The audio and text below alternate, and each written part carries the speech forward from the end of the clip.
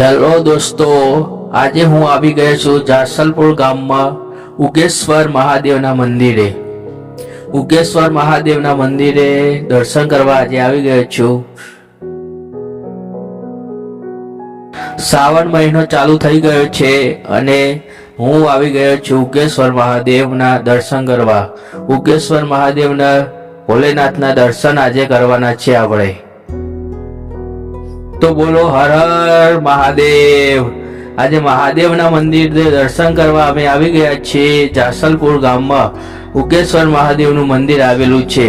ભવ્ય મંદિર છે, આરસપારનું મંદિર છે અને ત્યાં લોકો દર્શન કરવા શ્રાવણ મહિનામાં આવે છે. શ્રાવણ મહિનામાં દરેક ભક્તોએ મંદિરમાં દર્શન કરવા જવું જોઈએ. મહાદેવના દર્શન કરવાથી જીવન ધન્ય થઈ જાય છે અને મનોકામના પણ પૂરી થાય છે. મહાદેવના મંદિરે અવશ્ય એકવાર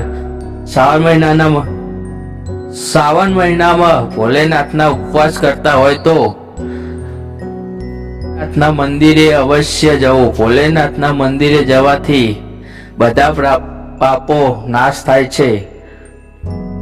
ઉગેશ્વર મહાદેવના મંદિરે વિશાળ જગ્યા છે અને મંદિર પણ સુંદર દેખાય છે. તેનો નજારો જોવા લાયક છે.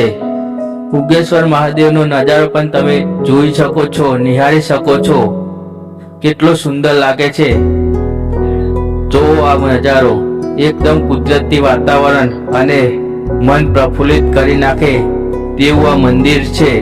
તો એકવાર અવશ્ય ઉગેશ્વર મહાદેવના મંદિરે પધારવા વિનંતી. ચલો આજે આપણે ઉગેશ્વર મહાદેવના દર્શન કરવા જઈએ.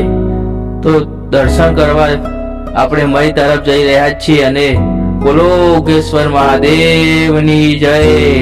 ઉગેશ્વર મહાદેવમાં મંદિરમાં કેટલીક બહેનો પણ દીવા કરે છે. શ્રાવણ મહિનો આજે ચાલુ થઈ ગયો છે અને શ્રાવણ મહિનાનો આજે પહેલો સોમવાર છે અને પહેલા સોમવારના દિવસે આપણે દર્શન કરવા ઉગેશ્વર મહાદેવ એટલે કે જાસલપુર ગામમાં આવી ગયા છે. અને જાસલપુર ગામમાં મહાદેવનો ભવ્ય મંદિર પણ આવેલું છે. તો બોલો હર હર